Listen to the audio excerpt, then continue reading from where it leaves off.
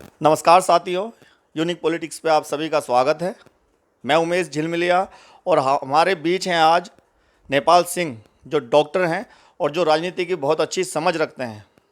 2024 के होने वाले लोकसभा चुनाव के बारे में हम चर्चा करने वाले हैं और राजनीति में अपना विश्लेषण नेपाल जी हमेशा करते रहते हैं।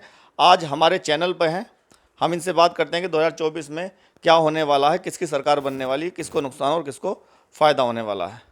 नेपाल जी, जैसे ये चुनाव आ रहे हैं 2024 के, ये आप भी जानते हो कि एनडीए अपना गठबंधन बना के चुनाव लड़ने की तैयारी में है और इंडिया गठबंधन जो कांग्रेस ने बनाया है वो 28 से ज़्यादा दलों के साथ चुनाव लड़ रहे हैं, लेकिन सबकी नज़रें बीएसपी की राष्ट्रीय अध्यक्ष बहन जी पर टिकी हुई है, मायावती पे। वो हर बार इस बात को कह रही हैं कि मैं अकेला चुनाव लड़ूंगी। वैसे जब से इन्होंने मायावती जी ने एक बात कही है कि मैं अकेला चुनाव लड़ूंगी, वो प्रचार प्रसार भी 4 राज्यों में चुनाव होने वाले हैं, वहाँ प्रचार प्रसार भी बराबर चल रहा है। देखो, पहले तो मैं आपके चैनल को धन्यवाद दूं कि आप इंटरव्यू लेना है। देखो, जो 2024 का चुनाव होगा उसमें बहन जी का एक अहम रोल है, क्योंकि इनके पास आज की तारीख में कम से कम अगर बहन जी उनके साथ मिल जाएं तो कम से कम 20% वोट बहन जी का है। जो 20% वोट आज बहन जी उन जो एनडीए गठबंधन बना है उसका बढ़ा सकती हैं। अगर इंडिया का तो इंडिया का अगर उसके पास 30% है या 35% है तो ऑलरेडी हमारा वोट बैंक जो है वो 55% हो जाएगा। तो 55% होने में जाहिर बात है उसकी सीट जो है फिर बहुजन समाज पार्टी हो या कांग्रेस हो, समाजवादी हो या जो भी हो, सीट इनकी ज़्यादा आएंगी। तो प्रधानमंत्री का दावेदार, फिर आप मानिए कि अगर बहन जी 20% वोट उनको देंगी इतने सारे गठबंधन में, तो जाहिर है कि बहन जी प्रधानमंत्री की दावेदार होनी चाहिए। बिल्कुल बिल्कुल। और जो हमारा राजनीतिक विश्लेषण है, बहन जी इसलिए कह रही हैं कि देखो, जो हमारा बहुजन समाज पार्टी का जो वोट है वो बहुत आसानी से किसी भी दल पर ट्रांसफ़र हो जाता है। और कई बार गठबंधन जब हुआ है तो दूसरे दल का जो वोट है वो हमारी तरफ इतना परसेंटेज में नहीं आता जितना हमारा होता है। तो इसलिए बहन जी भी ये चाहती हैं कि भाई हम जो है अपनी अलग नीति से चलें, अकेले चलें। क्योंकि उसका कारण ये है कि जो हमारा वोट है, मान लिया हमारा वोट है 18%, वो चला गया कोई सी पार्टी हो उसके साथ, ठीक है, और उनका वोट हमें नहीं मिल रहा 5% भी, तो हमारा फ़ायदा वो ज़्यादा ले रहे हैं, हमें नुकसान हो रहा है। तो बहन जी ने इसलिए ये करा है कि हम जो है अगर ये दल सब मिल कर के ये कहें कि भाई हमारा जो वोट बैंक है वो भी 100% इनको देना है और मेहनत करें उसमें, और उधर बहन जी कहें तो तब जाके बहन जी 2024 में जो है उसका जो हमारा इंडिया बना है वो गठबंधन जो है अपना फुल फॉर्म में आ सकता है। तो सत्ता से बाहर कर सकता है बीजेपी को। सत्ता से बाहर कर सकता है। अच्छा नेपाल जी, एक बात बताइए, जितने गठबंधन में इंडिया में हैं, अखिलेश जी हुए, एनसीपी के हुए, शरद पवार जी हुए, ठीक है, महाराष्ट्र के हुए या केजरीवाल जी हुए, इनके पास इतना बहुमत नहीं है जितना बीएसपी के पास है। देखो, बीएसपी ने 2007 में जब सरकार बनी थी तो बहुजन समाज पार्टी को 51 पॉइंट कुछ % वोट मिला था और फुल मेजोरिटी की सरकार बनी। उससे पहले कम बंद आता रहा, कम सीट आती रही, लेकिन 2007 में बहन जी ने क्या करा, पिछड़ी जाति को सबसे ज़्यादा टिकट दिए। और उसमें जो है कुछ तो लोग अब भी आप देख रहे होंगे कि जो राजनीति में हैं वो बीएसपी के ही नेता इधर उधर जो हैं वो घूम रहे हैं, पिछड़ी जाति के जो है। और अगर देखो, वो अगर आज भी बीएसपी के साथ लगे जाते तो बीएसपी आज जो है कम से कम जो है प्रधानमंत्री बहन जी अब तक जो है बन जाते। लेकिन इसमें बीच में क्या हुआ, क्या गड़बड़ हुई, ये तो कहने, राजनीतिक स्वार्थ हो सकता है ना वो। हाँ, ये गड़बड़ जैसे भी हुई, लेकिन आने वाले समय में जितना भी मैं ये कहूँगा कि जो हमारा पिछड़ी जाति का समाज है वो मिलकर, जैसे हमारी 2007 में सरकार बनी थी उसी तरीके से अगर बहन जी को सपोर्ट करता है तो जो इंडिया गठबंधन है उसमें बहन जी की दावेदारी या मतलब दावेदारी प्रधानमंत्री की बिल्कुल हो सकती है। क्योंकि बहन जी अगर अभी भी निकल जाएं तो बहन जी 20 नहीं 25% वोट भी इकट्ठा कर सकती हैं आज भी। वैसे आकाश आनंद जी को उन्होंने निकाला है और आकाश आनंद जी लगातार चारों राज्यों में प्रचार प्रसार कर रहे हैं और 2 महीने से तो वो घर भी नहीं गए हैं और प्रचार चल रहा है। तेलंगाना में सरकार बनने तक की बात चल रही है कि बीएसपी की सरकार वहाँ बन सकती है। अच्छा। हाँ, अभी इन्होंने घेराव किया था राजस्थान में, लाखों की संख्या में उनके साथ युवा आया था। तो आकाश आनंद मतलब बीएसपी, ठीक है ना। तो बहन जी अगर नहीं निकल रही हैं, वो प्रेस कॉन्फ्रेंस कर रही हैं, तो उन्होंने आकाश आनंद को प्रचार प्रसार के लिए भेज रखा है, इसीलिए ये इंडिया डर भी रहा है। हाँ, देखो एक बात है, एक बार बहुजन समाज पार्टी के मध्य प्रदेश में 13 एमएलए आए, राजस्थान में 12, 13, 7 एमएलए आते रहे, उत्तराखंड में भी आए, हरियाणा में भी आए, और जी आपका पंजाब में भी आए हैं।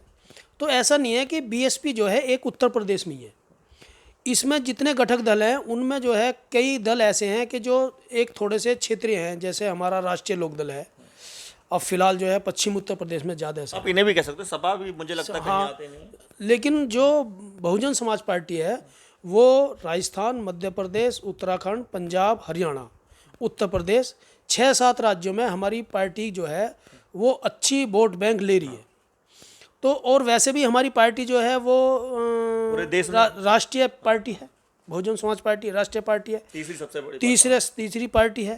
तो ये मैं कह रहा हूँ कि इनको तो बहन जी को खुद आकर के मिलाना चाहिए, और मिला करके बहन जी को प्रधानमंत्री पद का दावेदार इन्हें घोषित करना चाहिए। उसके बाद इनकी देखो परसेंटेज कितना तेज़ी से बढ़ता है। लेकिन क्या है कि ये अब पता नहीं इनमें क्या बात चल रही है, अब ये तो बहन जी जाने या ये दल जाने, क्योंकि हमारा तो इतना वो स्तर है नहीं, हम तो कार्यकर्ता के रूप में पार्टी को जो है सींच रहे हैं। नेपाल जी ऐसा तो नहीं है कि कांग्रेस और बीजेपी जैसे बहन जी कह रही हैं कि दोनों एक ही हैं। जब बीजेपी मेजोरिटी से 2014 में आई तो कांग्रेस के ही एमपी उसमें शामिल हुए बीजेपी में। कांग्रेस में जो एमपी थे, सांसद थे, वो आज बीजेपी में है। ये दोनों एक ही पार्टियां, बहन जी बार बार लगातार कह रही हैं इस बात को। अब देखो एक बात है, ये तो भाई राजनीति है, आदमी को इधर उधर जाना ही पड़ता है। अब है क्या कि मुद्दा आता है इसी का ही कि भाई प्रधानमंत्री कौन बने, या क्योंकि अच्छा एक चीज़ और भी है कि सरकार जो है बदलनी चाहिए। 10 साल हो गए या 15 साल हो गए, तो सरकार बदलनी चाहिए। उससे पब्लिक को फ़ायदा है, पार्टी को फ़ायदा, पब्लिक को ज़्यादा फ़ायदा है। क्योंकि हो सके भाई दूसरा नेता हमारा आए वो हमें ज़्यादा फ़ायदा दे। आज जो सरकार चल रही है वो हमें मान लिया कुछ कम फ़ायदा दे रही है, दूसरी सरकार आए वो हमें बच्चों को ज़्यादा नौकरी दे या और सुविधा दे।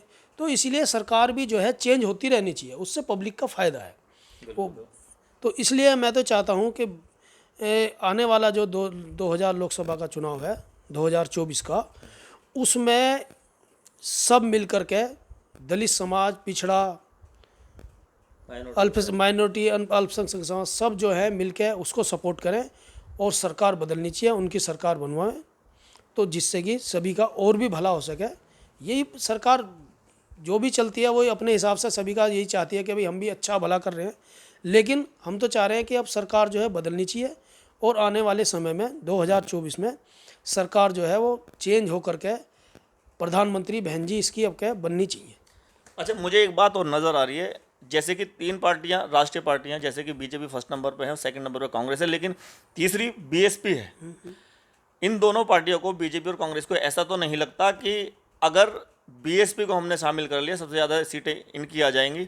और जिस तरह से पूरे देश में जनाधार बीएसपी का है और राष्ट्रीय पार्टी ये बन गई क्योंकि मायावती संविधान से चलती हैं, और संविधान के दायरे में जितनी नौकरियां सरकारी अल्पसंख्यक को मिली या शेड्यूल कास्ट को मिली, शेड्यूल ट्राइब को मिली, ओबीसी को मिली, जो उनके लिए काम हुए वो 2007 से 12 में उत्तर प्रदेश में ही हुए। बिल्कुल। अगर वो प्रधानमंत्री बन गए, ऐसा तो नहीं कि फिर वही बनती रहे, इन्हें इस बात का भी डर तो नहीं है? देखो एक बात है, पार्टी में भाई ये तो आने वाला समय ही बताएगा, लेकिन फ़िलहाल तो ऐसा है क्योंकि बहन जी ने जो है सब समाज के लिए काम किया है, और उसमें अल्पसंख्यक हो या अपर कास्ट हो, एससी हो, जो भी कास्ट का, उन्होंने क्या करा, संविधान के अनुसार काम करके जितना हक जिसको चाहिए था उतना सबको दिया। कोई बहन जी ने कोई भेदभाव नहीं करा कि भाई कोई नौकरी निकली तो वो जो है एससी को ज़्यादा दे दी या अल्पसंख्यक को ज़्यादा दे दी, उसको जितना जिसका संविधान में जो नियम अनुसार है वो बहन जी ने काम किया और सबको दिया बहन जी ने। कोई कभी अच्छा कभी भी देखो, कार्यकर्ता भी जो थे उस टाइम, क्योंकि हम जो है काफ़ी उस टाइम एक्टिव रहे हैं, तो उस टाइम ऐसा नहीं था कि भाई हमारी चल रही है सबके, ऐसा नहीं है, सबको एक साथ बहन जी ने सबका काम किया। और कुछ लोग तो ये कहते थे यार पता नहीं बहुजन समाज पार्टी की सरकार है, पता नहीं इतना पैसा कहाँ से आ रहा, रास्ते बन रहे हैं, सारा काम हो रहा है। और मतलब आप ये देखिए, जहाँ पे जिन गाँव में काम भी नहीं हुआ था है, वहाँ पे बहन जी ने सड़कें बनवाई और बहुत अच्छा मतलब मकान बनवाए गरीबों के, पट्टे वगैरह निकलवाए। बहुत बहन जी ने बहुत काम किया सबके लिए। अब पता नहीं बीच में क्या हुआ, पब्लिक, अब देखो पब्लिक का मूवमेंट है, पब्लिक की आवाज़ नहीं, ना। मुझे तो ऐसा लगता है कि जैसे 2007 से 12 में पूर्ण बहुमत बहन जी को मिला, और ये विपक्ष पार्टी वाले समझ गए कि भाई बहन जी के साथ पूरा उत्तर प्रदेश है, और उनको कम करने के लिए, उसको ख़त्म करने के लिए इन्होंने साजिश रची। जैसे कि 2022 का चुनाव इन्होंने बीजेपी वर्सेस सपा कर दिया। मीडिया ने नहीं दिखाया, मीडिया, बल्कि मैं राष्ट्रीय चैनल को बोल रहा हूँ कि वो जातिवादी मीडिया भी है वहाँ कुछ बैठी हुई है जो दिखाना नहीं चाहती बहन जी को, ऐसा भी है कुछ। देखो इलेक्ट्रॉनिक मीडिया जो है वो, हालांकि भाई क्योंकि कुछ अब आने लगा है ऐसा, लेकिन पहले हमने मीडिया में भी कभी नहीं देखा ऐसा कि भाई कोई उसके साथ भेदभाव कर रहा हो। लेकिन अब क्या है सोच के आदमी, अब दिन पे दिन जो है, अब देखो मोबाइल भी इतने हैं, हालांकि अब कोई चीज़ छुपती तो है नहीं। बिल्कुल बिल्कुल। अगर मान लिया कोई किसी ने बयान दिया है तो वो सारे में फ्लैश हो जाता है। लेकिन अब इसमें तो मैं इतना वो नहीं मानता कि भाई मीडिया में जो है इस तरीके से बात हो सकती है, क्योंकि मीडिया अगर स्वतंत्र है तो मीडिया को जो है सबकी बात रखनी चाहिए मेरे हिसाब से तो। और अगर मीडिया इस तरीके से करेगा तो वो गलत बात है, ठीक है ना।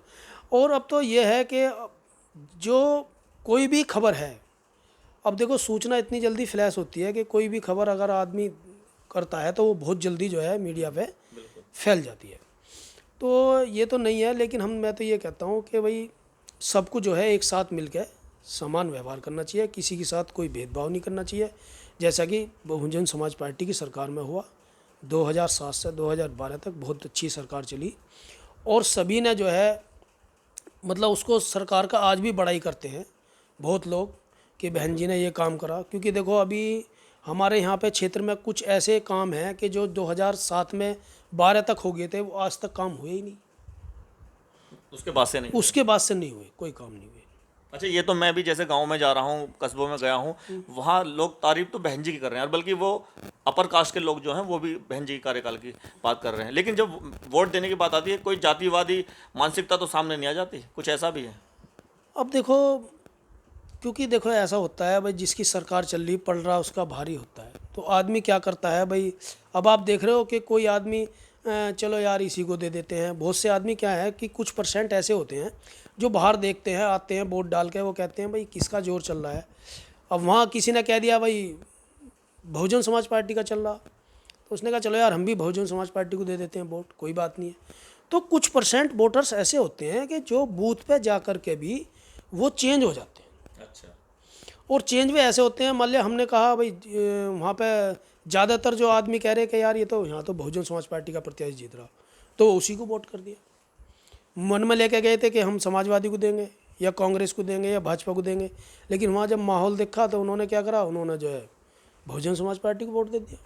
अच्छा, तो ये बताइए मुझे कि अब तीसरे मोर्चे की भी बात चल रही है भाई, दो पार्टियां अपना अपना मोर्चा बना रखा है, जैसे एनडीए बना दिया, एक इंडिया बना दिया। तो जब राष्ट्रीय पार्टी बीएसपी राष्ट्रीय पार्टी है इतनी बड़ी, तो उसका भी तीसरा मोर्चा बनना चाहिए, उसका भी एक संगठन बनना चाहिए, नहीं बहन अलायंस जी, बनना वैसे इस उसमें बहन जी अग्रसर हो रही हैं, क्योंकि कुछ जगह कुछ स्टेटों में जो है उन्होंने गठबंधन के भी वो दिए हैं, संकेत दिए हैं कि हम भी जो है गठबंधन करेंगे। कुछ पार्टियां जो गठबंधन में नहीं है वो जो गठबंधन में इस देश में अभी पार्टियां काफ़ी बचनी है कि जो ना तो एनडीए में है ना इंडिया में है, तो उनको बहन जी सोचनी है कि वो हमारे साथ जुड़ें और हम एक तीसरा मोर्चा तैयार करें, फिर हम चुनाव लड़ें, फिर मजबूती से चुनाव लड़ा जाए।